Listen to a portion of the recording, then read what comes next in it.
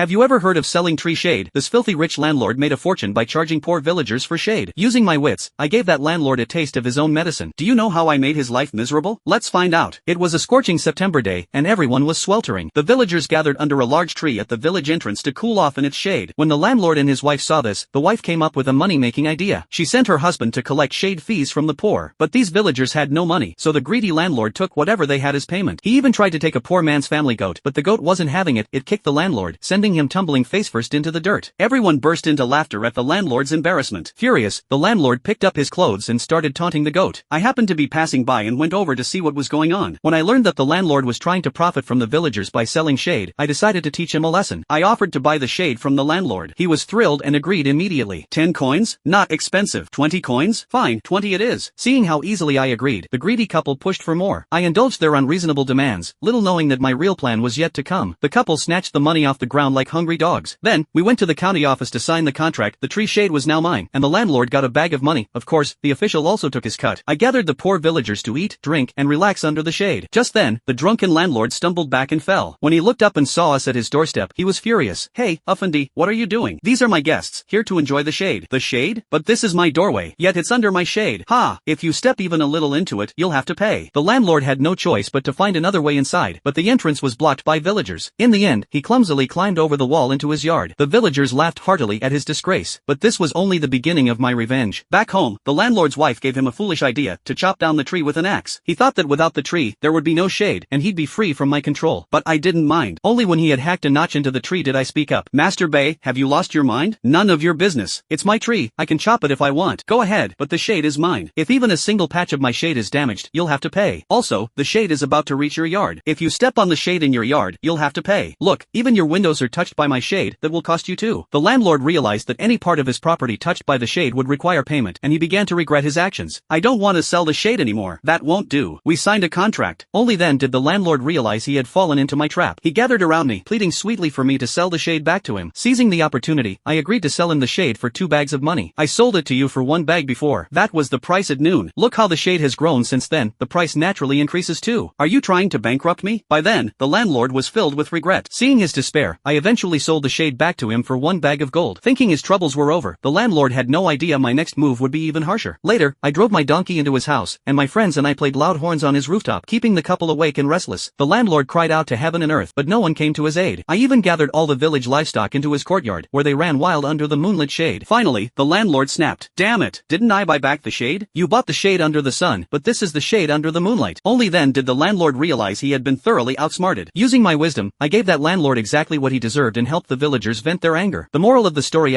always think long-term, for wisdom goes beyond the immediate. Be kind, but never let others take advantage of your weakness. What are your thoughts after reading this story? Share your reflections.